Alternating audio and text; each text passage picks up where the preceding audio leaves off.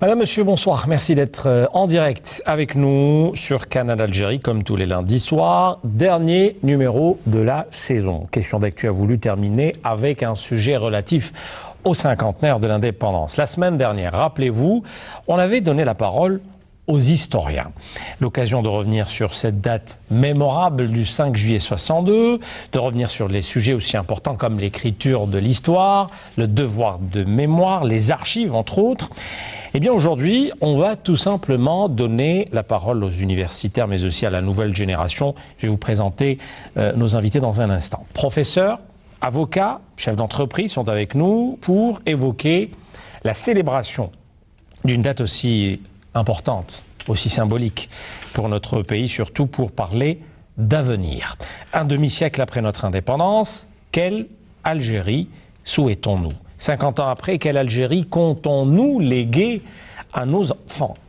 Quel rêve pour l'Algérie de demain? Comment, tout simplement, chaque Algérien souhaite voir le développement de son pays sur le plan économique, sur le plan politique, sur le plan social, à l'occasion de ce cinquantenaire. Laissez-moi vous présenter les invités de ce soir. Professeur Chemseddine Chitour, bonsoir, merci d'être avec nous. Vous êtes professeur à l'école polytechnique d'Alger. Professeur docteur Zoubir Mouaki, vous êtes universitaire algérien et ça fait 40 ans que vous êtes établi aux États-Unis, au Nevada, à l'université de Las Vegas. Et vous êtes professeur en maths, physique, électronique. Vous êtes également professeur international en arts martiaux, spécialité taekwondo. Absolument. Driss Aloueche, vous êtes avocat et enseignant de droit à l'université d'Alger. Merci d'être avec nous. Sami Boukaïla, vous êtes chef d'entreprise. Vous êtes membre du collectif Nebni. On va parler énormément du collectif Nebni qui fait beaucoup de propositions extrêmement intéressantes. Nedji Ben Hassine, économiste, vous êtes membre fondateur du même collectif. Messieurs, bonsoir à tous et merci beaucoup d'avoir accepté notre invitation. Alors avant de commencer le débat, je vous parlais à l'instant de ce collectif Nebni.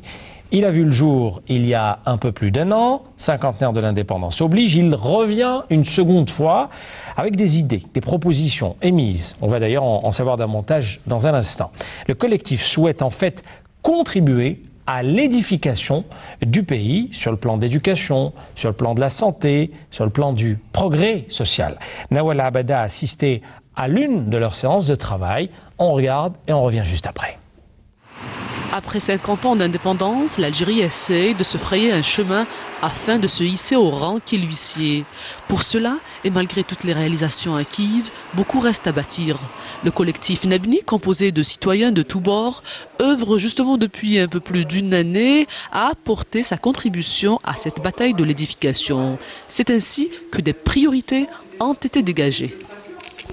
L'éducation reste quand même la colonne vertébrale d'une société et la colonne vertébrale d'une économie et d'un mode de vie. Les problèmes sont liés essentiellement, à notre avis, premièrement, au problème de langue. Il n'est pas normal ou du moins c'est gênant, qu'un élève fasse sa formation, sa scolarité, comme moi par exemple, du cycle primaire jusqu'au secondaire en arabe, et ensuite aille à l'université et fasse ses études en français. Une grosse partie des échecs en première et deuxième année en faculté ne sont pas dus à la non-maîtrise du sujet, mais à la non-maîtrise de la langue. La deuxième des choses qu'il faudrait aussi instaurer, c'est la culture de l'évaluation. Il faut évaluer, non pas l'élève, mais évaluer le formateur. Autre chose aussi qu'on se rend compte, c'est que les formations dispensées, essentiellement dans le stade supérieur, ne correspondent pas aux attentes du marché du travail. En Algérie, sur la santé, la chose qui nous a frappé, c'est qu'il y a des moyens qui sont dépensés aujourd'hui depuis plusieurs années pour améliorer la santé en Algérie. Mais quand on regarde le bilan, on voit que la situation santé et sanitaire des Algériens, elle est moyenne, voire parmi les plus mauvais. Et très concrètement, les mesures, c'est quoi? C'est d'abord améliorer l'accès aux soins. Il faut qu'on puisse se soigner quel que soit notre revenu ou notre situation financière. Il ne faut pas que ce soit dépendant de ça. Ça, c'est la deuxième chose. Et puis, il faut aussi que le secteur public puisse être réhabilité, renforcé et qu'il sache travailler, coopérer intelligemment avec le privé. Il faut que le privé ait aussi un statut pour que, en fonction des types de pathologies, on puisse choisir d'aller dans le public ou dans le privé. Il n'y a pas que la santé et l'éducation, l'économie qui doit absolument s'affranchir des hydrocarbures et une politique urbanistique pour se réconcilier avec nos villes constituent également deux thèmes phares du collectif. Le tout couronné d'une bonne gouvernance et c'est justement là le 5e thème de Nebni. Les citoyens reparlent à chaque fois de la gouvernance. C'est leur préoccupation à tous les niveaux. Ça commence à l'hôpital, à la pharmacie, pour la santé, hein. Dans l'éducation, à l'école, etc. Ils remontent toujours ce souci de gouvernance. Et donc, nous, on pense qu'effectivement, dans le cheminement, c'est logique de finir par la gouvernance, ce sera le dernier thème, et que tout ça est lié. Après, on décline ça en secteurs, et c'est le thème final de Nebni. Et j'espère qu'à travers ces différents thèmes, on arrivera à trouver des idées, des propositions qui nous feront aller de l'avant. Aller de l'avant, oui, c'est possible, tant qu'il en est encore temps. Et l'image qu'on a prise, c'est l'image du Titanic. L'image du Titanic, pourquoi? Le Titanic, c'était un gros bateau qui était insubmersible, qui était à la pointe de la technologie. On avait beaucoup investi et ils étaient tellement sûrs d'eux que ils croyaient qu'ils étaient à l'abri de tout. Et nous, on le vit aujourd'hui, qu'on nous dit on a 200 milliards dans les caisses, on a plein de projets, mais il y a des choses structurelles à revoir. Et si on ne les revoit pas aujourd'hui, dans 8 ans, dans 5 ans, dans 1 an, si le prix du baril il redescend, on va couler. Une seule voie est alors à prendre, celle de l'édification, du développement. Les initiateurs de Nebni y croient dur comme fer. Et oui, on est optimiste. Bien sûr qu'on est optimiste parce que, 1, il y a tout à faire. 2, c'est possible. Et 3, on reprend juste, on se remet 50 ans en arrière. Les Algériens qui ont fait la guerre de libération nationale, ils avaient entre 20 et 30 ans. Ils se battaient contre un colonisateur qui était 10 fois plus puissant. Les gens leur disaient, mais Bulto, Ntouma, une petite jmaagda, Acheline, Mia, 10 000, vous allez réussir. Ils y ont cru et ils sont arrivés. Et on peut y arriver. Il faut juste y croire. C'est la vision de la nouvelle génération qui tend sa main pour bâtir l'Algérie de demain.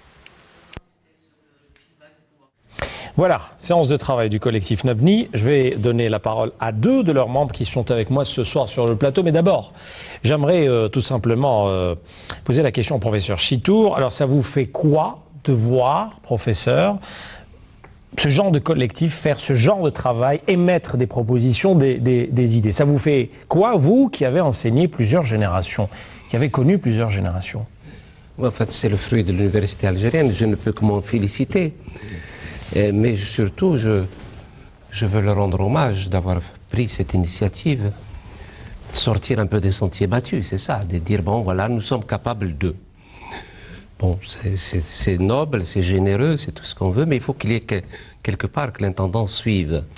C'est-à-dire, il faudrait donner d'abord un peu plus de visibilité pour qu'ils puissent pouvoir exposer. Et je me suis permis de lire sur Internet un peu ce que vous avez fait, c'est prodigieux, c'est bien. Je pourrais même dire peut-être, mais c'est en fait l'avantage de la jeunesse, de dire ce qu'elle pense sans prendre en charge les multiples contraintes endogènes et exogènes. C'est-à-dire que, d'une certaine façon, je nous mets en garde contre la facilité. C'est pas facile. Un de vos collègues a parlé de l'école. Et dire que, bon, fameux bilinguisme, c'est un problème de fond. Il nous renvoie à quel type de projet de société nous voulons. Ça, c'est très important. Avec votre permission, M. Ahmed, il serait peut-être bon de dire d'où nous venons, en termes d'histoire, bon, sans pour autant faire l'émission de la dernière fois, mais il serait peut-être bon de dire que l'Algérie, c'est un immense pays. Sans faire dans la lèche, je dirais que c'est un pays qui a connu plusieurs envahisseurs, mais qui est toujours là. Bien. je m'inscris en faux contre le débat actuel en France, et je le dis parce que j'ai été scandalisé à l'occasion du 50e anniversaire, où on essaye de diluer le problème de la colonisation française dans un problème global, à savoir que le peuple algérien a des comptes à rendre à ceux qui étaient là avant les Français, d'une part, et il doit rendre compte aussi de ce qui s'est fait après. C'est une tentative de dilution, je ne m'inscris pas dans cette démarche. Tout ceci pour dire, simplement, et j'arrête, que l'école, le projet de société, doit d'abord venir d'un consensus. Il nous faut un socle. Il faut qu'on sache, tous autant que nous sommes, quel type d'Algérie nous voulons. Parce que tout ce que vous proposez, c'est frappé de bon sens, c'est normal. On va s'arrêter d'ailleurs dans un instant sur l'école et l'éducation. Mais il est important simplement de dire qu'il nous faut nous mettre d'accord sur des invariants. Et à partir de ce moment-là, on pourrait démarrer. J'espère que nous aurons l'occasion d'en reparler. Tout à fait. Zoubil Mouaki, vous qui êtes de l'autre côté de l'Atlantique, vous êtes installé aux États-Unis, je rappelle. Alors ça vous fait quoi de voir ce genre d'initiative? En 1968, nous avions un professeur de français qui s'appelait M. Richet au lycée Okba. Il nous avait demandé d'écrire une rédaction, 2 mots, d'écrire Alger. À cette époque-là, déjà, quand on avait 13 ou 14 ans, on chantait et on disait, on inventait Rio et sa baie, Naples, Tahiti et ses décors enchanteurs, la verte mélancolie de Londres, la splendeur de Paris, mais qui voit Alger est séduit.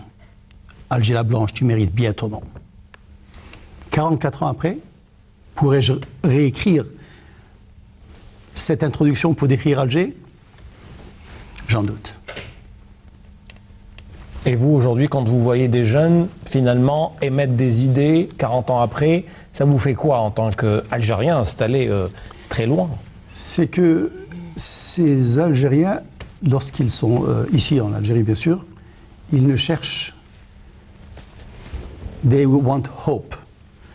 Ils espèrent. Ils espèrent. They want to see the light at the end of the tunnel. S'il y a un tunnel qui est un peu sombre, ils souhaiteraient voir une certaine lueur de l'autre côté et ils essaieraient, et je suis certain qu'ils they wish they could do something on how to get there.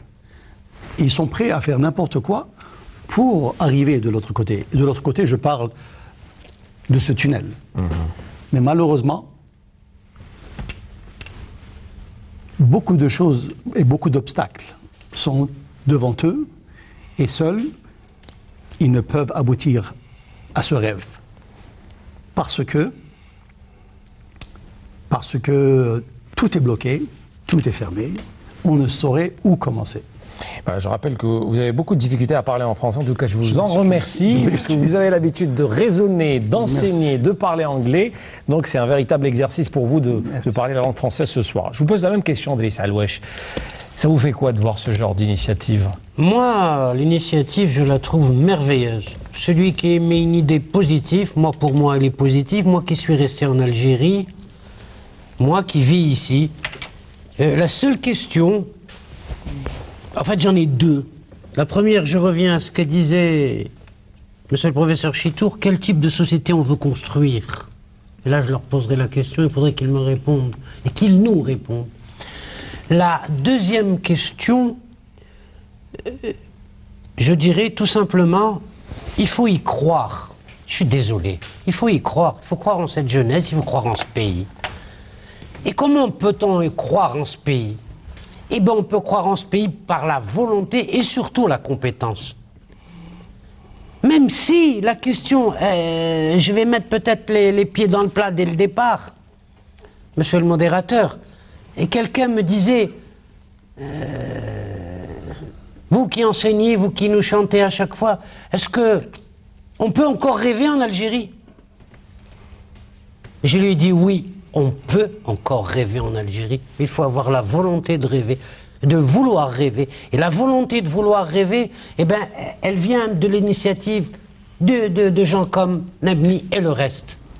Alors, la question est toute simple. Est-ce que vous êtes en train de rêver aujourd'hui? Vous croyez à votre rêve? Comment vous est venue cette idée? Je suis sûr qu'il y a pas mal de gens qui vous ont dit au début, vous êtes fous, c'est carrément défoncer une porte ouverte. Est-ce que vous avez eu ce genre de remarques, je présume? Ils ne savaient pas que c'était impossible. Ils ne savaient pas que c'était impossible. C'est pour ça qu'ils l'ont fait. Voilà. Ça se résume à ça. Je pense que le collectif Nebni, ce sont des jeunes Algériens qui sont très préoccupés par l'avenir de leur pays, par l'avenir de la nation, pour leurs enfants, pour eux, pour leurs enfants. Et je pense que si cette initiative a pris si vite et a pris si bien, avec toutes ces compétences, tous ces esprits créatifs et toute cette intelligence que ces Algériens possèdent, pour arriver avec ces propositions, qui en somme toute sont des propositions, comme vous le disiez tout à l'heure, qui sont sensées, et c'est une initiative qui se veut purement citoyenne, purement citoyenne pour le bien de l'Algérie et des Algériens. Donc en ce qui nous concerne, il n'y a pas de combat plus méritant que celui-ci. Najib Ben Hassine, vous qui êtes un des membres fondateurs. Oui, j'aimerais rappeler que Nebni, l'acronyme Nebni, c'est notre Algérie bâtie sur de nouvelles idées. Nous sommes une force de proposition citoyenne. On rêve, oui, c'est un rêve, on rêve d'une société prospère. On est sur le terrain du concret, des idées concrètes. On a choisi pour le cinquantenaire de l'indépendance de regarder de l'avant, de sortir un rapport du cinquantenaire qui parle de l'Algérie de 2020. 2020 c'est proche, c'est demain, on est sur le terrain du concret.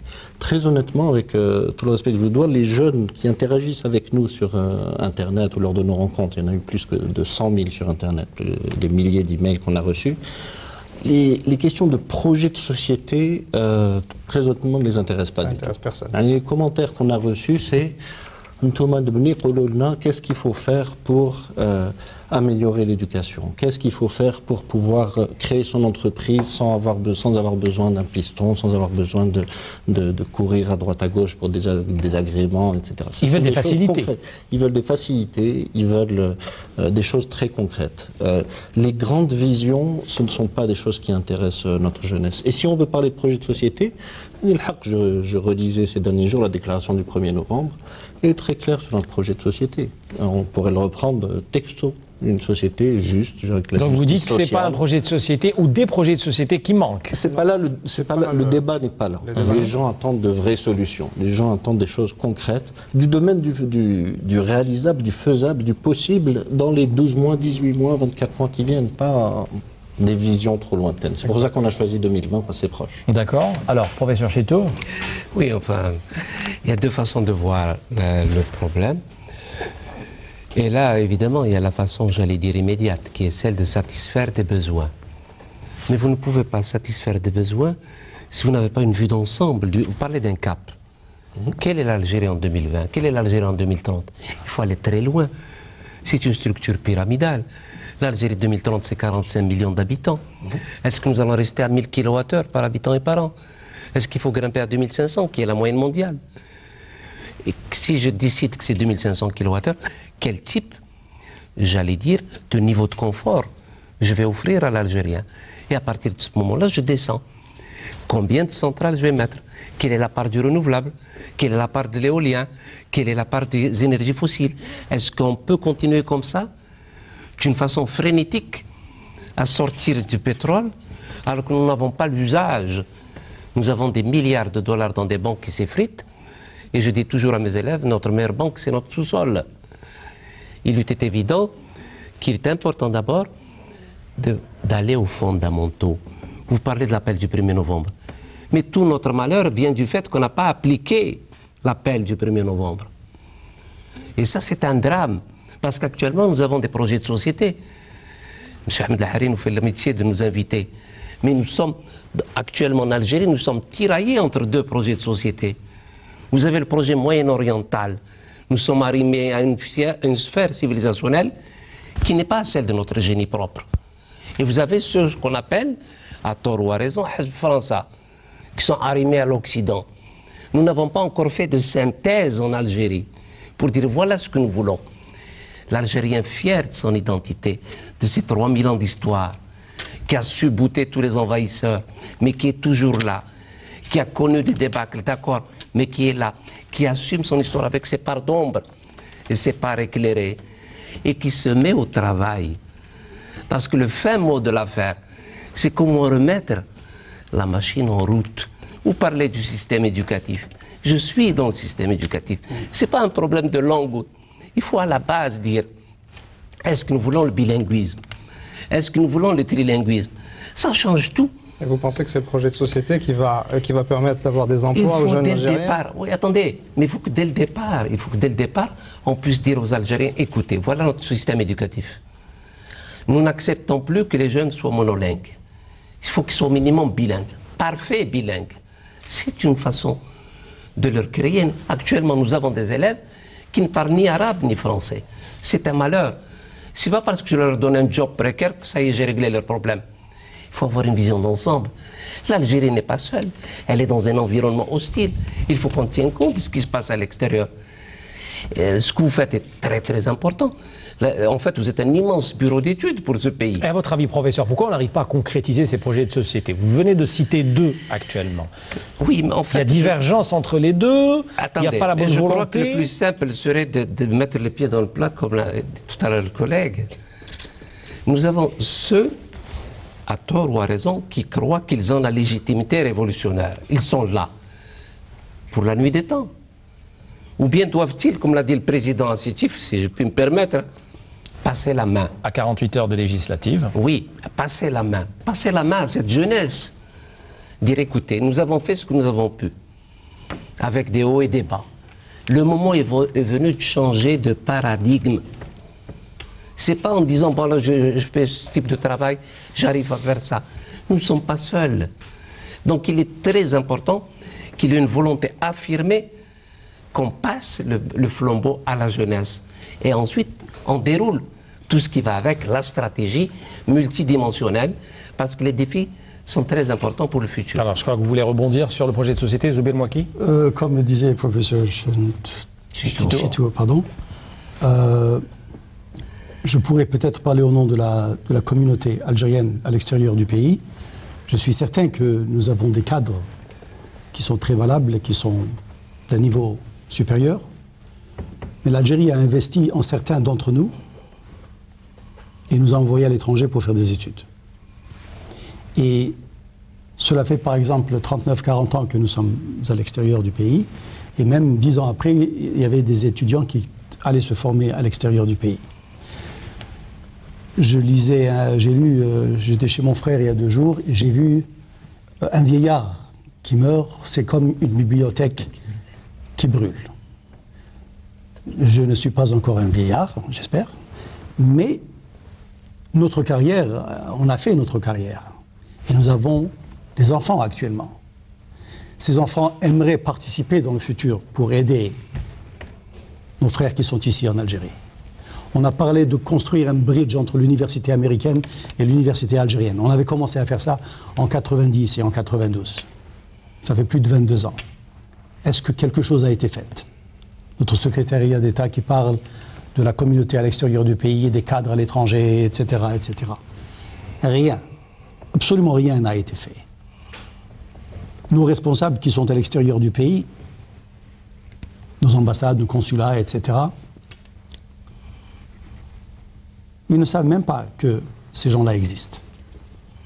Ils ne reconnaissent même pas leurs efforts. Nous avons des élèves, des enfants qui sont brillants, même à l'extérieur du pays. Pour la petite histoire, et j'en parlerai ici à l'échelle sur Canal Algérie, ma fille a 17 ans, elle a été bachelière en seconde,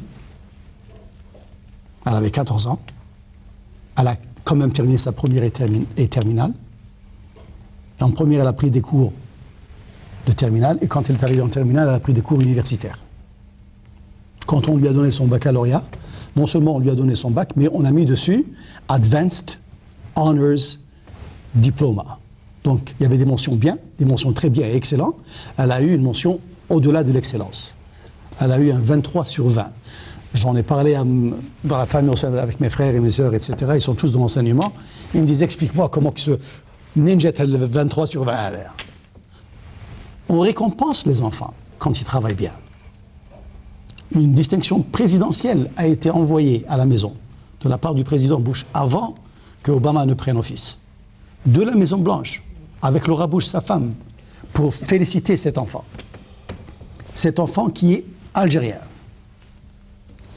Donc vous parlez un peu de la considération au plus haut sommet de l'État pour des choses aussi simples. Très important. Et je pourrais vous dire, quand on est rentré il y a 10 jours, elle m'a dit, papa, ils vont inviter les bacheliers pour un dîner avec le président, etc., avec un 15 de moyenne. Et moi qui est 23 sur 20, j'ai été reçu par les sénateurs et les congressmen de notre État.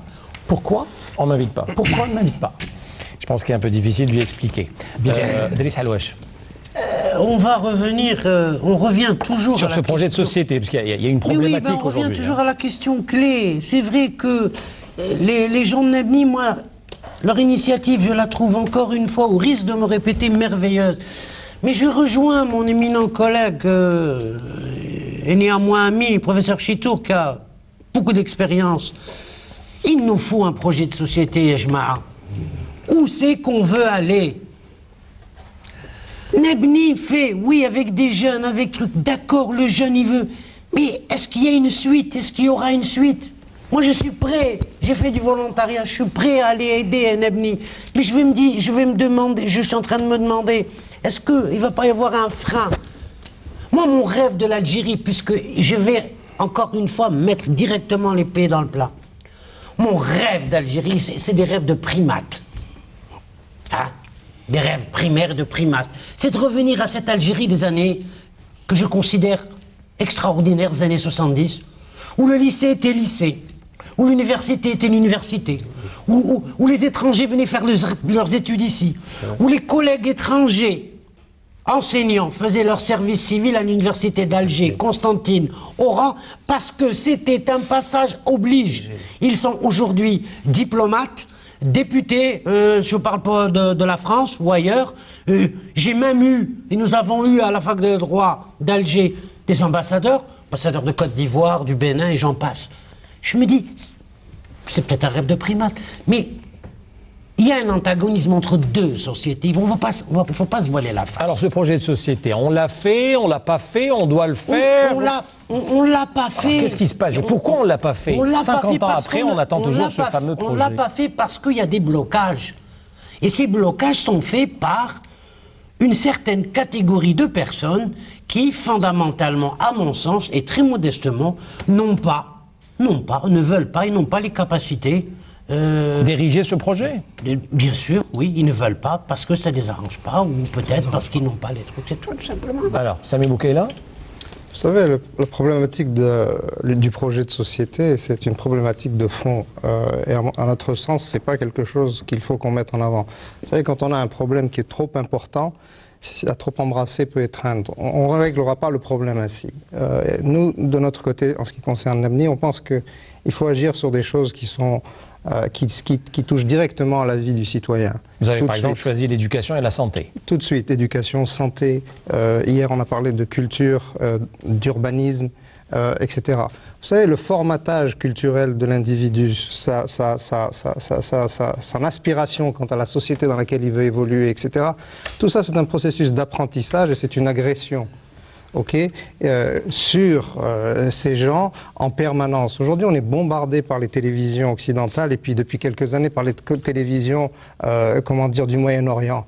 Évidemment, l'Algérien, il se ballotte entre les deux, c'est clair. Donc l'absence, en ce qui nous concerne, justement, de prendre en charge sérieusement et de démocratiser le phénomène culturel en Algérie avec toute la diversité et la richesse de notre culture, à ce moment-là, vous savez, l'identité, elle se retrouve d'elle-même et le projet de société se retrouve de lui-même. Donc, aujourd'hui, en notre sens, c'est pas véritablement, on peut pas changer ça du jour au lendemain. On peut pas dire aujourd'hui, bon, allez, on est des arabo-musulmans ou alors non, on est des occidentaux à l'américaine ou à la française. C'est pas comme ça que ça marche. C'est pas comme ça que ça marche. Ça marchera pas comme ça. À mon sens, il faut aujourd'hui, je pense, il faut agir sur des choses qui sont véritablement sur lesquelles on peut agir, des choses qu'on maîtrise. Et avec un processus itératif, les choses vont commencer à changer tout doucement. Quand la culture commencera à prendre tout son essor dans ce pays, peut-être qu'à ce moment-là, l'identité culturelle algérienne et le projet de société, il apparaîtra de manière claire. Mais aujourd'hui, il y a des choses qui sont plus importantes. Il y a des gens qui n'ont pas d'emploi, il y a des jeunes qui sortent de l'université qui sont mal formés, il y a des entreprises comme les nôtres qui n'arrivent pas à trouver des gens qui soient bien formés pour pouvoir véritablement créer une entreprise qui puisse amener de la valeur ajoutée à ce pays pour sortir un peu de ce tout hydrocarbure. C'est ça les priorités aujourd'hui. C'est l'emploi, c'est la formation, c'est la création de valeur ajoutée. C'est la priorité de priorité. Et puis ensuite, tout le reste, ça se créera de lui-même. Najib Ben Hassine. Oui, tout à fait. Pour reprendre l'exemple du diplômé, j'aimerais dire que celui cet été-là qui a diplômé de l'école polytechnique d'Alger ou la Jamal Qsantena, il n'est pas tiraillé en 2 projets de société dans sa tête. Il cherche du travail. Il est peut-être sur Internet en essayant de s'inscrire dans une université en Europe. Mais s'il savait qu'il pouvait trouver un travail, qu'il pouvait créer son entreprise avec facilité, qu'il pouvait avoir accès au crédit, c'est ça les vraies questions qu'il se pose. Maintenant, est-ce que ça veut dire qu'il ne faut pas regarder de l'avant? Il ne faut pas se fixer des objectifs? Pas du tout. Dans l'exercice d'Algérie 2020, et on peut le voir sur le site nebni.org, dans le domaine économique, on s'est donné une vision très claire. Si on veut appeler ça un projet de société, on peut appeler ça un projet de société. Mais on a dit, voilà où on pourrait arriver en 2020. Voilà la part de l'industrie. Voilà la part des exportations en hydrocarbures. Voilà le taux d'emploi. Voilà les objectifs dans l'éducation. Quantifiés de manière très claire. Mais on n'a pas juste dit, voilà notre vision. On dit voilà ce qu'il faut comme rupture et comme changement et comme virage à prendre. Là, vous faites des propositions concrètes. Pour y arriver, vous donnez des situations.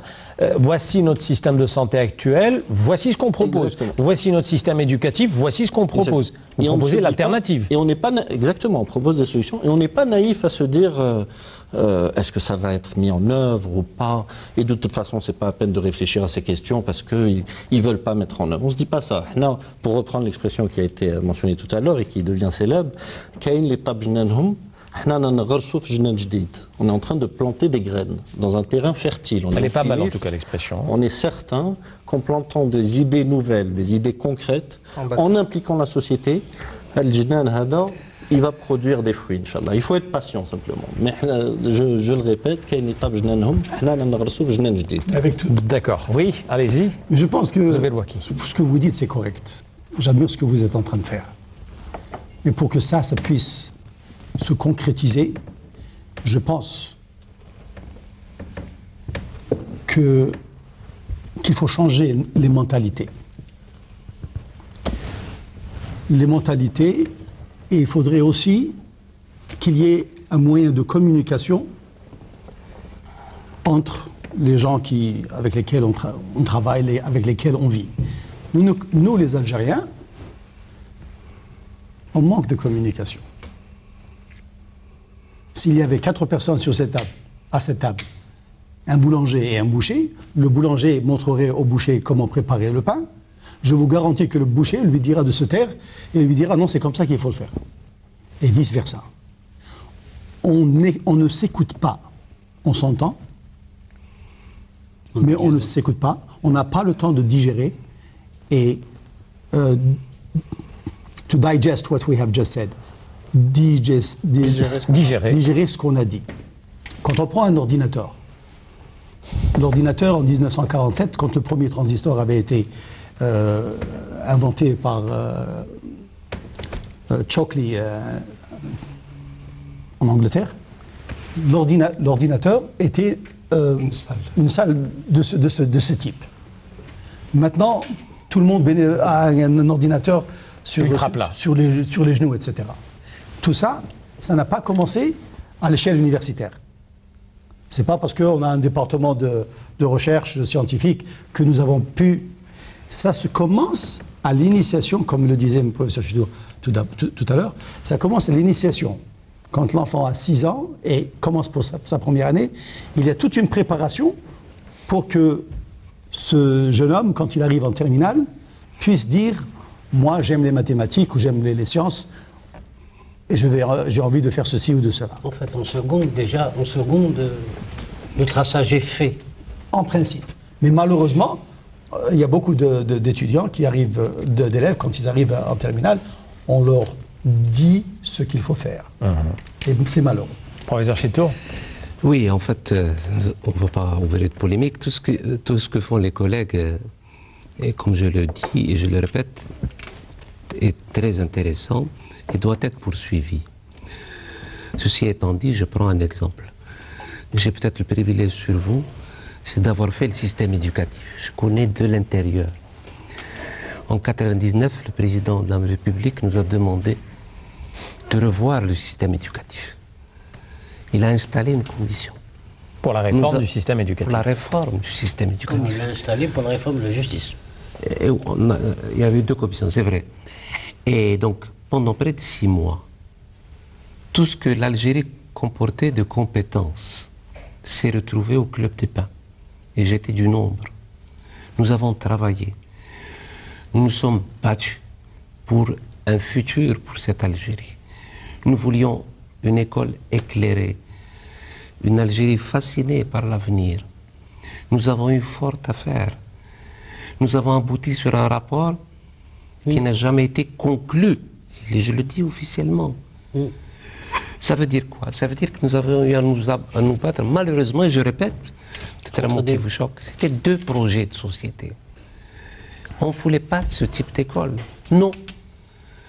Donc, par la suite, nous avons eu ce que nous avons eu et nous avons continué sur ce qu'on appelle la vitesse acquise. Et cette vitesse acquise fait qu'actuellement, notre système éducatif, je le dis avec un goût de cendre dans la bouche, est en miettes. Moi, ça ne m'effraie pas qu'on me dise, c'est pas normal quand même, il y a 40 000 mentions. Quel type de mention? Pendant 50 ans, nous avons fait dans le quantitatif, c'est vrai. La massification était nécessaire. Parce que pendant la Révolution, nous étions interdits d'école. Il fallait donc ouvrir. Mais la massification n'amène pas à l'aspect qualitatif. Et le problème maintenant, c'est comment faire. Nous avons tenté avec le LMD. Il s'avère être pas concluant. Nous avons sacrifié les écoles d'ingénieurs. Nous avons fermé les formations d'ingénieurs dans le pays. Comment voulez-vous créer un tissu industriel si vous n'avez pas d'ingénieurs, de techniciens? Si votre formation professionnelle s'occupe de former des diplômes de niveau 6, alors qu'elle devrait s'occuper de choses tout à fait respectables. Nous avons besoin de maçons, nous avons besoin de serruriers, il n'y en a pas en Algérie. Mais on a dit à tout le monde que vous pouvez tout faire pour en faire en fin de compte des chômeurs. Le projet de société est important parce qu'il vous permet de dire, ah, le cap, à partir de maintenant, voilà le cap. Mais tout ce que vous êtes en train de faire, il ne faut pas croire que l'université algérienne ne fait rien. Nous travaillons sur les modèles énergétiques. Je suis l'un de ceux qui travaillent sur les modèles énergétiques pour dire quelle est l'Algérie de 2030. Moi, je me tiens le ventre. La meilleure preuve, c'est quand le baril de pétrole est descendu ces jours-ci. C'est la panique, tout simplement. Nos financiers disent, bon, il faudrait peut-être arrêter notre loi des finances. Revoir nos dépenses. Comment voulez-vous que l'Algérie éternelle, celle qui nous a en quelque sorte, celle dont on rêve, soit indexée sur le prix d'un baril de pétrole? Exactement. Ce n'est pas moral qu'on en arrive là. Donc un projet de société nous permet de dire à chacun, chacun doit être jugé à l'aune de sa contribution. Il n'y aura pas d'autre légitimité si on ne fait pas appel à la science, au savoir, au fait, au travail bien fait. Ce qu'on est en train de faire actuellement, nous mangeons la rente. Nous avons 200 milliards qui s'effritent. Il eût mieux valu qu'il reste encore une fois dans le sol. Mais ce qui est important, c'est qu'il faut dire que l'université a été tenue soigneusement en dehors du développement. À l'écart. À l'écart. Totalement. Soigneusement. Nous formons pour des métiers qui n'existent plus. Il faut le dire. Quels sont les métiers de demain? Nous n'avons personne en face de nous qui va nous dire voilà les métiers de demain. Bon, d'accord, l'université doit être en avance.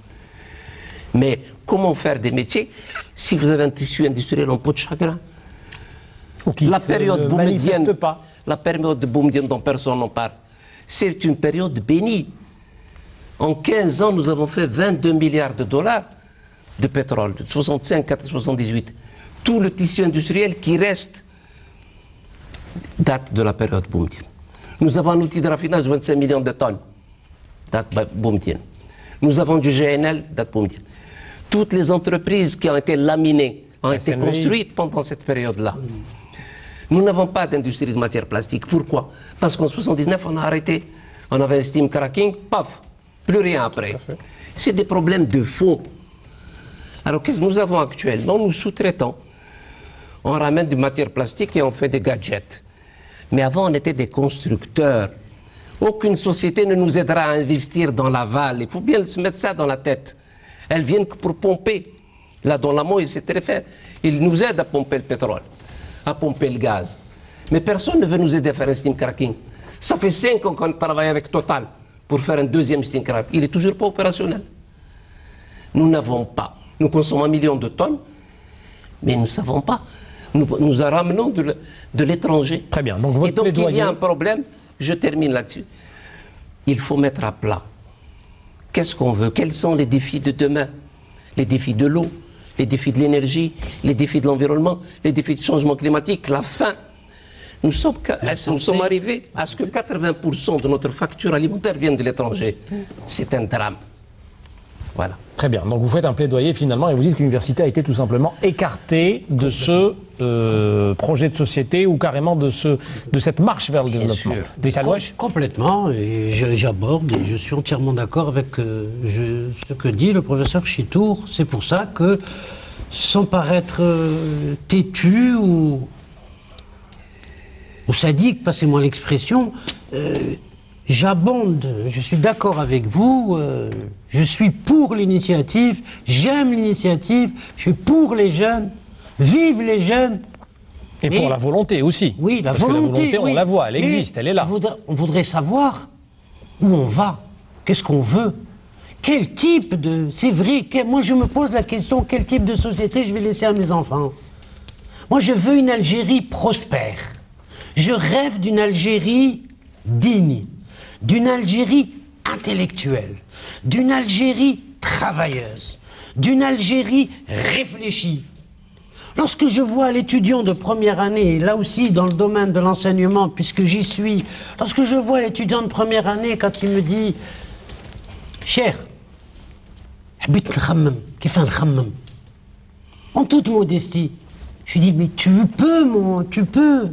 Vous pouvez, vous avez le droit de réfléchir. Il faut, même si c'est vous avez le droit de réfléchir. » C'est ça l'Algérie que je veux. Je veux d'une Algérie avec, bien sûr, une association telle que la vôtre. Mais une Algérie où il doit y avoir de la justice aussi. Une Algérie où il doit y avoir du progrès. Une Algérie où chacun a sa place au soleil. C'est cela le projet de société. Voilà, mais oui, le professeur Chitour. Voilà, qui arrive. Une constituante où on met dans le marbre les fondamentaux de la vie, la liberté, l'alternance. C'est ça le projet de société. Alors, Sami Boukaila? Mais tout ça, c'est... Je suis entièrement d'accord avec vos constats. Ok, il y a beaucoup de choses qui n'ont pas marché en Algérie depuis 50 ans. Il y a eu beaucoup de dérives, c'est vrai. Il y a eu des choses qui ont été faites, qui quand même ont le mérite d'être là. Ok, mais ce qui est important, c'est qu'est-ce qu'on va faire après. Et c'est pour ça que je vous réunis d'ailleurs aujourd'hui. Exactement. What's the next step? Qu'est-ce qu'on fait maintenant? Ok, on a fini de faire les constats. Ok, il y a des choses qu'on a bien fait, il y a des choses qu'on a fait complètement faux. The next step is to make our kids. Non, c'est pas ça. Believe oui, in themselves. Il n'y a pas que les... Oui, bien sûr, parce que la problématique de cette ambiance et cette chape pessimistique qui est sur ce peuple, qui croit en rien, qui ne croit pas qu'il peut réussir, l'Algérien ne croit même pas en ses capacités, alors qu'il a des capacités. Une sorte de pessimisme. Bien sûr, c'est un pessimisme généralisé, installé depuis très longtemps, et puis ce qui fait que les gens disent « de toute manière, donc ça, maintenant, il faut traiter ça. Croyez-vous? Et c'est ça qu'il faut traiter, parce que vous savez ce qui fait bouger une nation, c'est l'optimisme de son peuple.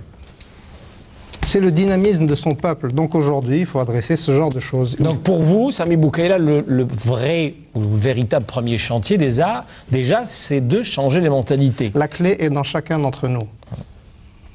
La clé du changement est dans chacun d'entre nous. On l'a dit la dernière fois chez Nebni, la réalité elle est là. La clé est dans chacun d'entre nous. Il ne faut pas attendre que les choses soient changées par autrui. Il faut que chacun d'entre nous prenne son destin en main et essaie de changer les choses. Donc il faut aller aujourd'hui de l'avant. Il faut qu'aujourd'hui, on passe à de l'action positive, constructive. Najib Ben Hassine. Et pour revenir, monsieur le professeur Chitour a mentionné le rapport de la Commission sur l'éducation de 1999 qui malheureusement n'a pas été mis en œuvre, comme celui de la justice. Donc voilà un exemple concret de comment est-ce qu'on peut passer le flambeau. À Nebni, on a proposé une vision sur l'éducation, on a proposé des recommandations. Envoyez-nous votre rapport, On en tiendra compte, je suis sûr que c'est un travail formidable. On ne dit pas qu'on va réinventer, il y a beaucoup d'éminents professeurs et de chercheurs comme vous qui ont réfléchi à ces questions, qui les ont écrites, malheureusement elles ne sont pas publiques, problème de transparence. Non, on aimerait bien recevoir l'avis des gens qui ont beaucoup plus d'expérience que nous.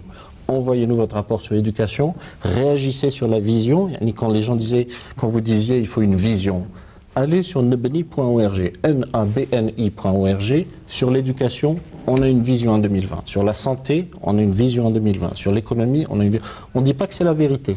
C'est notre point de vue. Vous avez le mérite d'essayer de proposer. Et les gens sont en train de réagir. Les gens sont en train de réagir. On va publier le rapport du cinquantenaire Algérie 2020 en octobre, en novembre.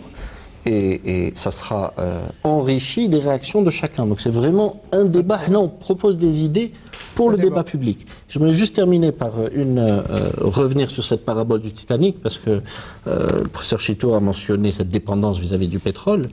On a utilisé l'image du Titanic pour une raison. C'est qu'il y a urgence pour changer notre trajectoire. Et ce n'est pas une urgence à 6 mois, 12 mois ou 18 mois. Quand on regarde les pays qui ont réussi à sortir de la dépendance pétrolière, ça met 10 ans. Ça peut mettre 15 ans. C'est une urgence lente. Il faut commencer aujourd'hui. Le Titanic, pourquoi est-ce qu'il est rentré dans l'iceberg? On le sait maintenant parce que c'est le 100e anniversaire de son crash. C'est qu'il a commencé son virage 10 minutes trop tard. Il a vu l'iceberg, faqbeh, 10 minutes trop tard. Autre raison, il a reçu des signaux télégraphiques la veille, 2 jours avant, 3 jours avant. Le poste-commandement les a ignorés. Très bien. Alors, professeur Chitour, vous vouliez, il y a un instant, justement rebondir sur ce qui vient d'être dit. Parce que le but, effectivement, de l'émission, c'est de dire quelles sont les solutions. C'est ça, d'aller vers l'avenir. Mais il fallait quand même dire d'où nous venons. Je fais une petite anecdote. En 80, j'étais recteur à Sétif. Il y avait des PFE, donc des projets de fin d'études, 5e année. Bon, j'ai demandé à un binôme de faire un microscope, parce qu'il y avait à Sétif l'Institut d'optique et de mécanique de précision. Ils ont construit le microscope. Nous avons été aidés par les Allemands de Zeiss, puisque c'était la coopération avec Zeiss. Ce qu'il y avait dans ce microscope, c'est uniquement la lentille que nous avons taillée à Sétif. Grossissement 300 fois. Il y avait une exposition avec le président Chadli à Alger. J'ai ramené le microscope. Je dis, voilà ce que peuvent faire 2 jeunes si vous leur donnez un bout de terrain. Le système éducatif algérien a besoin de 10 000 microscopes. Ils peuvent démarrer. Microscope 0, il a une sale gueule, d'accord. Mais le numéro 1, numéro 2, etc. Et c'est comme ça qu'on crée de la richesse. Ce genre de choses, nous le multiplions par des milliers. L'université algérienne, c'est 120 000 diplômés. S'il y avait un cap, une stratégie, on dirait aux Algériens, aux universitaires, formés utiles. Et l'université participerait à la création de richesses par les start-up. C'est ce que nous tentons de faire. Nous faisons de temps en temps des petites fêtes, des petites foires. Mais personne ne vous écoute. Quand j'ai dit au Wali, écoutez, il faut donner un terrain à ces jeunes. Là, vous parlez des années 80, on est bien d'accord. Oui, mais même maintenant, il y a énormément d'idées. Le problème, c'est qu'on s'est installé dans la dépendance. C'est-à-dire qu'on achète tout de l'étranger. Il fut une époque où on savait faire des choses. Tout le monde se souvient des chemises Redman. Mais bien sûr. Tout le monde se souvient des métiers, des complexes de filature qu'on avait. Il n'y a plus rien. Nous sommes en train de sponsoriser le travail chinois, taïwanais et autres. Il faut réhabiliter l'effort. Il faut revenir au patriotisme économique. Il faut que les gens puissent pouvoir créer de la richesse. Il faut donc que l'État les aide. Et l'université doit être en première ligne.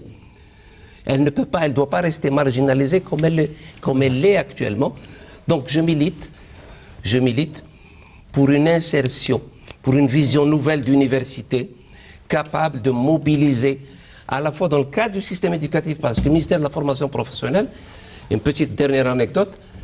Et vous en avez, professeur, hein, c'est pas ce qui manque chez vous. Il y a quelques années de cela, j'ose pas dire quand, j'étais conseiller d'un chef de gouvernement.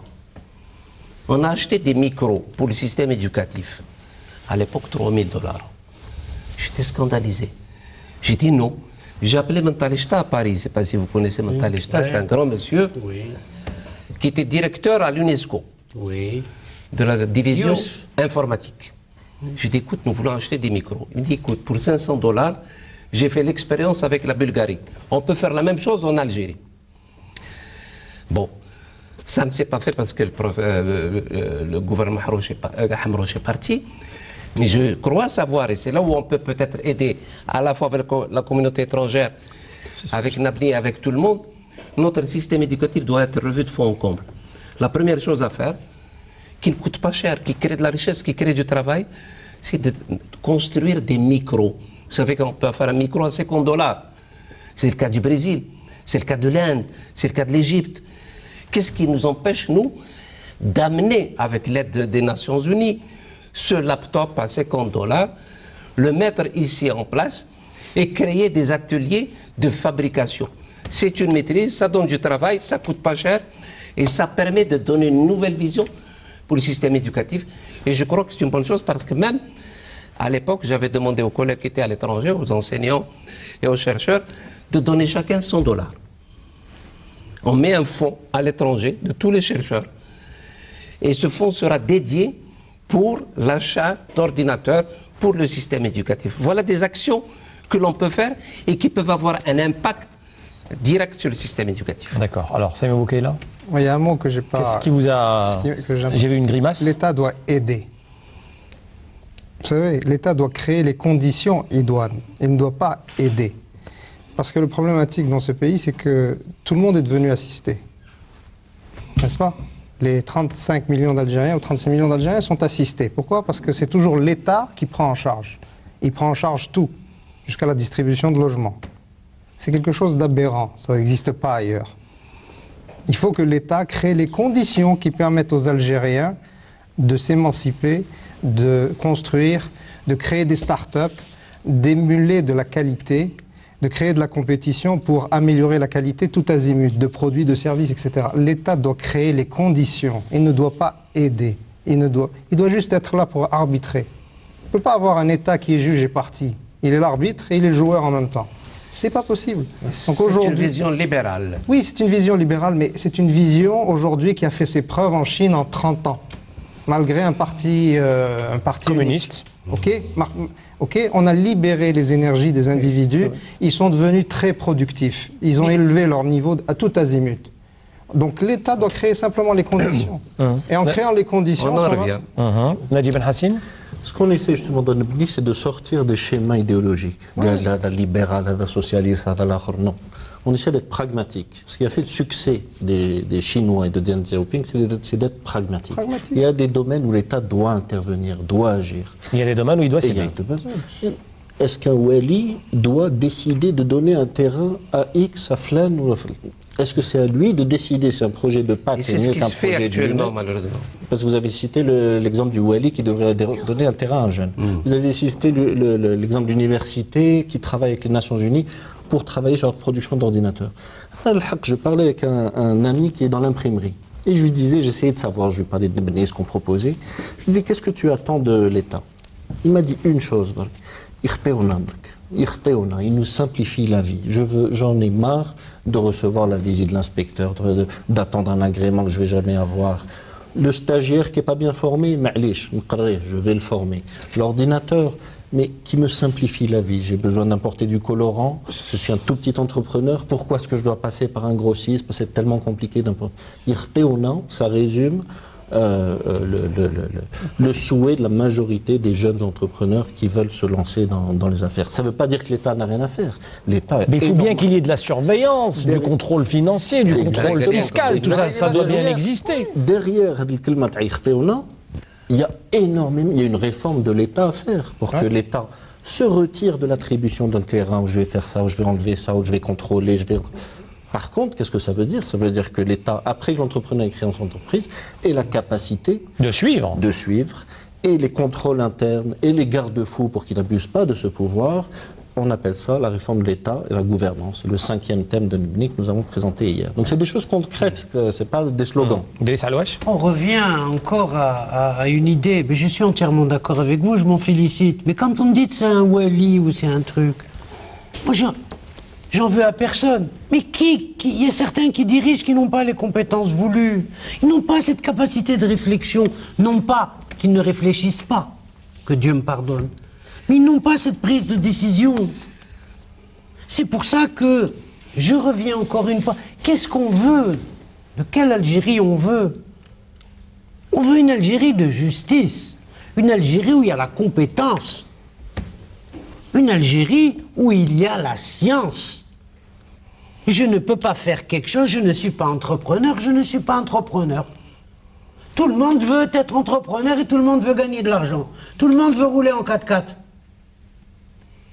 Un universitaire est un universitaire, qu'on le paye, qu'il ait des facilités, mais qu'il ait un recteur valable, qu'il ait un ministre valable, qu'il ait des collègues valables, qu'il ait un système valable. Un environnement. Et un environnement. Ailleurs, à l'environnement aussi. Et j'en passe. Ça ne veut pas dire que je sois contre ceci, cela, mais l'aide de l'État, c'est sûr. Mais il faut un contrôle. C'est sûr qu'il faut un contrôle. Il faut un contrôle. Sinon, l'Algérie fait 2 300 000 km². Il y a 1300 km de côte. Il faut un contrôle. Mais un contrôle qui soit serein, digne de ce nom.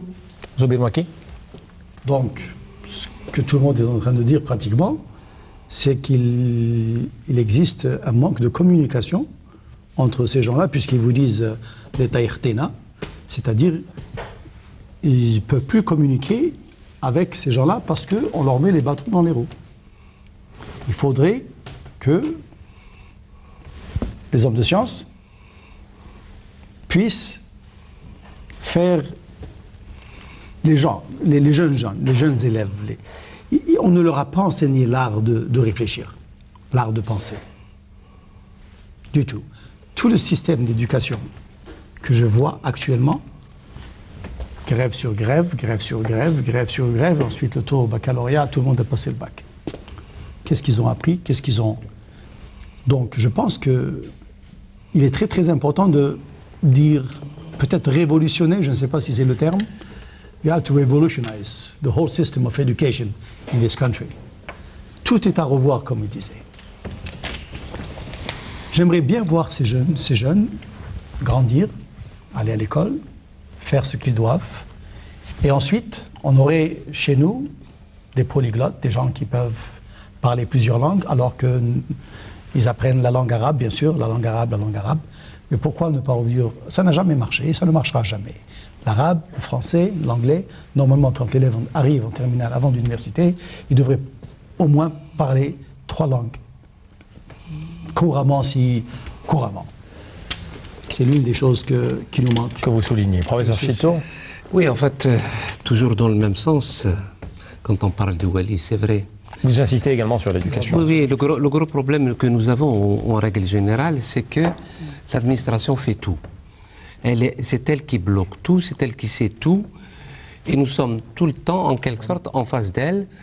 C'est-à-dire que c'est une entreprise assez stalinienne qui ne bouge pas facilement. Bien. Ça, c'est un fait. Dans le même ordre d'idée, vous n'avez qu'à voir comment tous les empêchements ont été mis en œuvre pour le foncier agricole, pour le foncier industriel. Les gens ne peuvent pas. Actuellement, le prix au mètre carré d'une usine, du terrain, est plus cher que l'usine lui-même. À savoir que, d'une certaine façon, l'État n'a pas confiance dans le citoyen. Il faut une quinzaine de papiers pour n'importe quel petit dossier. Alors qu'ailleurs, c'est la administration. Chez nous, il faut 15 papiers. On n'a pas encore confiance dans le citoyen. On n'a pas délivré ces énergies créatrices. Donc il faut changer totalement de paradigme. Je suis d'accord avec vous. Mais il ne faut pas oublier que nous ne sommes pas seuls dans le monde. L'Algérie est une proie pour pas mal de pays. Nous sommes convoités. Nous sommes le premier pays d'Afrique, qu'on le veuille ou non, après que le Soudan ait été rétamé. Nous avons des richesses, nous avons un territoire. Nous avons un Afghanistan au Mali qui est en train de se faire. Il faudrait tenir compte de tout cela. D'où la nécessité de vivre ensemble, d'unir ce peuple. Nous savons qu'on peut mobiliser une jeunesse pour un match de foot. Mais peut-on la mobiliser pour défendre les frontières? Il faut qu'on arrive à une façon faire en sorte que du nord au sud, de l'est à l'ouest, on puisse se sentir algérien. Et donc à partir de ce moment-là, il est nécessaire, et je reviens à ce que j'avais dit au départ, qu'on mette d'accord les Algériens sur des invariants et qu'on leur dise, allez, maintenant il faut aller vers le futur, il faut être fasciné par le futur, vous avez votre identité religieuse, etc. Mais maintenant, il faut se mettre au travail et libérer ceux qui travaillent. C'est-à-dire récompenser l'effort, la sueur. Parce que nous avons, en 40 ans, nous sommes devenus des assistés. Tout se fait de l'extérieur. Et donc, il faut changer tout cela. D'accord. Alors, professeur Chitour, Zoubir Mouaki, Idriss Alouache, je rappelle que vous êtes tous les trois enseignants, donc vous insistez énormément sur l'éducation. Sami Boukaïla Nadji Ben Hassine, l'éducation, la santé, la justice, le tout chapeauté par la bonne gouvernance, c'est un peu ça, le socle de votre initiative, de vos propositions. Absolument. Sami Boukaïla. Déjà, je pense il y a quelques années, quand j'étais intervenu, je crois, sur un plateau, j'avais prononcé le mot accountability en anglais, et je ne trouvais pas le mot en français, qui aujourd'hui est redevabilité. Oui. À notre sens, la gouvernance, c'est le socle essentiel pour la construction de la confiance entre les gouvernants et les gouvernés. C'est essentiel parce que c'est comme ça que le plébiscite arrivera du citoyen vers le gouverneur, vers celui qui va, et l'équipe qui va mener le pays. Aujourd'hui, la redevabilité, c'est un peu comme un patron d'entreprise qui, devant son parterre d'actionnaires, doit rendre des comptes. Voilà comment j'ai mené l'entreprise, voilà les objectifs qui étaient fixés, voilà ce que j'ai atteint, voilà ce que je n'ai pas atteint, et voilà pourquoi je ne l'ai pas atteint. Et ce processus-là, si on arrive à l'institutionnaliser à travers tous les démembrements de l'État et de l'administration, ça va changer radicalement le fonctionnement de la nation. Ça va construire cette confiance dont ont tant besoin les Algériens, et ça va redonner confiance aux Algériens eux-mêmes. Et aujourd'hui, je pense que pour le cinquantenaire, ça doit être véritablement le chantier principal qui doit être mené par tous les Algériens. Je dis bien tous les Algériens parce que le changement est dans chacun d'entre nous. Ça ne doit pas venir de la tête ou de tel directeur. C'est un travail collectif qui doit être, et le consensus doit y être. Nadji Ben Hassine. Tout à fait. Ce terme de confiance est essentiel. On le dit à chaque fois dans nos rencontres Nebni. Tout ce qu'on propose sur l'éducation, la santé, etc. La bonne gouvernance, la justice. Ne fonctionnera que si la gouvernance est profondément réformée. Et ça, c'est pas un slogan. La gouvernance, qu'est-ce que c'est? On le propose, vous pouvez aller le voir sur le site, c'est depuis le chef de service dans des urgences qui est redevable envers les citoyens et les malades sur la qualité d'accueil, sur l'hygiène. Il doit rendre de compte aux citoyens, pas seulement à son chef. Ça commence là. C'est dans ce sens que Sami disait, les clés de ce changement de gouvernance sont partout. Il ne faut pas attendre une clé magique qui va venir d'ailleurs. Non, ils sont dans chacun des responsables à tous les niveaux. Donc ça, c'est un point très important qu'on aimerait mentionner sur la gouvernance. Dernier point que j'ai mentionné, c'est un peu...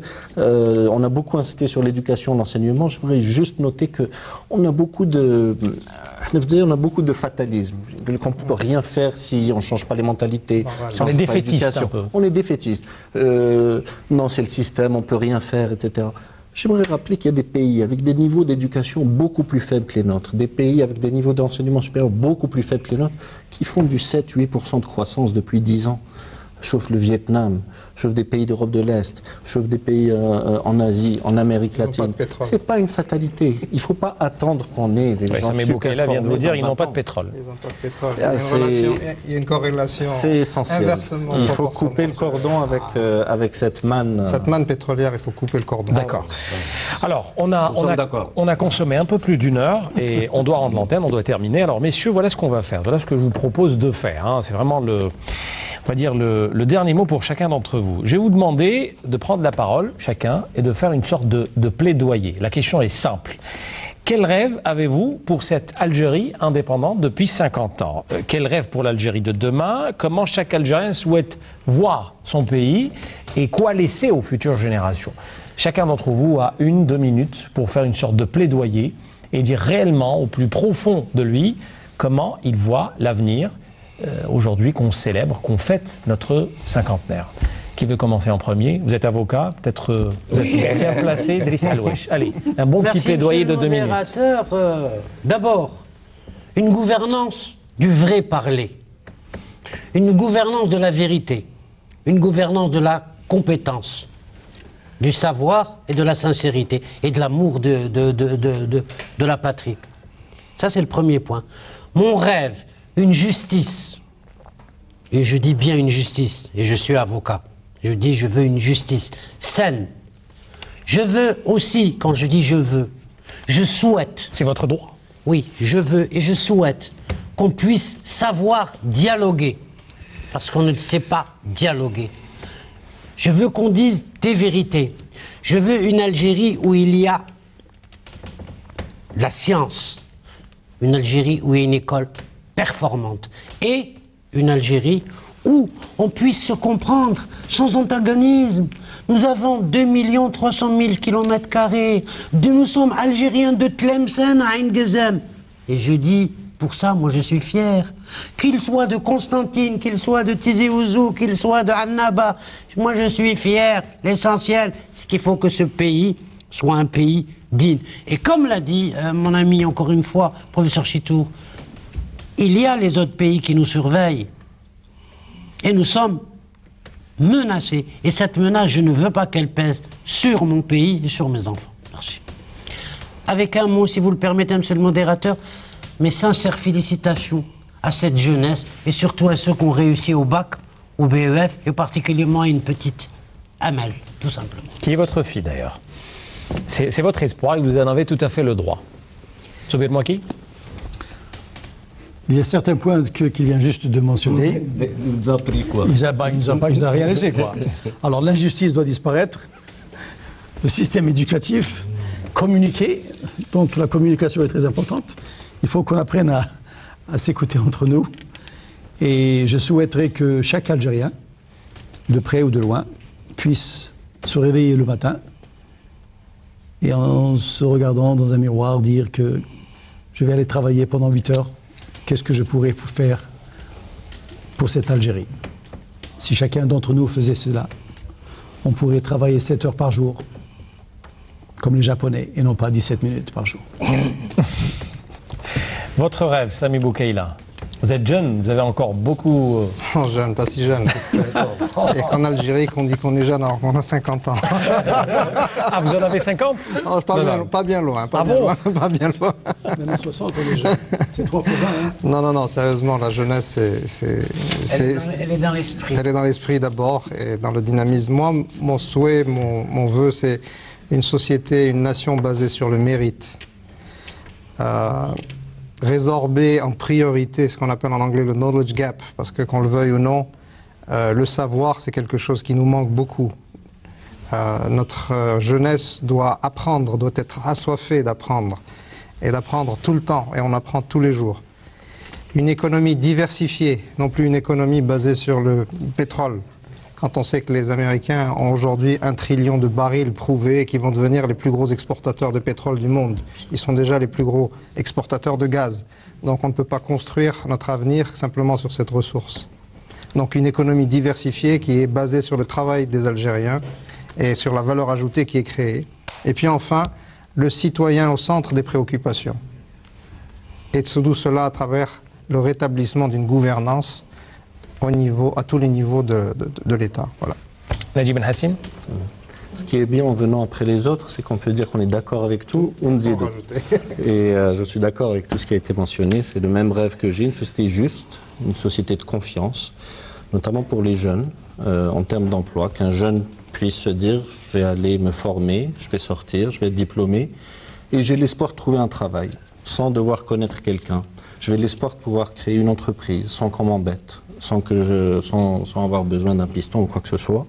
Mon rêve, c'est que le virage de notre beau navire, pour reprendre l'image Titanic, commence aujourd'hui. C'est une vraie urgence. Mon rêve, c'est qu'on commence aujourd'hui pour arriver à cette vision-là. Et vous y croyez tellement parce que vous êtes là. Ah, nous y croyons.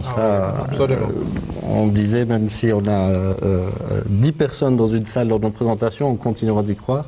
Et c'est peut-être le dernier rêve qu'on a, c'est que notre jeunesse ait la même audace que nos aînés. Quand ils ont pris les armes en 1954, ils avaient une audace extraordinaire, un rêve extraordinaire. J'aimerais que notre jeunesse puisse avoir ce même courage et engagement pour changer leur quotidien, pour changer l'environnement, dans la paix et la sécurité, bien entendu. Voilà, donc. C'est l'expression que je voudrais. Je terminerai avec vous, professeur Chitour. Oui, enfin, pratiquement tout a été dit. Et on vient trop tard. Il va en C'est sûr, il a sa petite touche personnelle. C'est pour ça que j'ai beaucoup de plaisir à l'inviter à chaque fois. Oui, en fait, je vous remercie. C'est toujours le parrain qui parle en dernier, quoi. Moi, je vais d'abord un message pour une école. Une école qui fait réussir. Une école qui fait rêver. Une école qui est un ascenseur social. Au lieu de ce qui se passe actuellement, il est plus facile d'aller jouer au foot et de gagner en une saison ce que gagne un enseignant en 32 ans de carrière. C'est tout ça qu'il faut revoir. Il nous faut de l'éthique, il nous faut de la morale, il nous faut réconcilier ce peuple avec son histoire. Parce qu'on le veuille ou non, nous sommes encore en errance. Il faut apaiser ce peuple, nous avons besoin de sérénité. Toutes les régions du pays se revendiquent de l'Algérie. Il n'y a pas de Kabyles, de Chaouis. Nous sommes des Algériens. Il faut aller vers un fédéralisme pour que chaque région puisse donner la pleine mesure de son talent. Comme ont fait les Allemands. Les Länder, les Américains. Et chaque mesure donnera la pleine mesure de chaque région pourrait s'épanouir, pourrait donner en quelque sorte le meilleur d'elle-même. Et ça, c'est possible. Parce que si on ne le fait pas, on le fera pour nous. Il ne faut pas croire que nous sommes indemnes. Non. Le printemps arabe qui a été fait dans les officines extérieures, occidentales, il nous talonne. Il ne faut pas croire que nous avons déjà payé 200 000 morts. Non. Les combats sont actuels.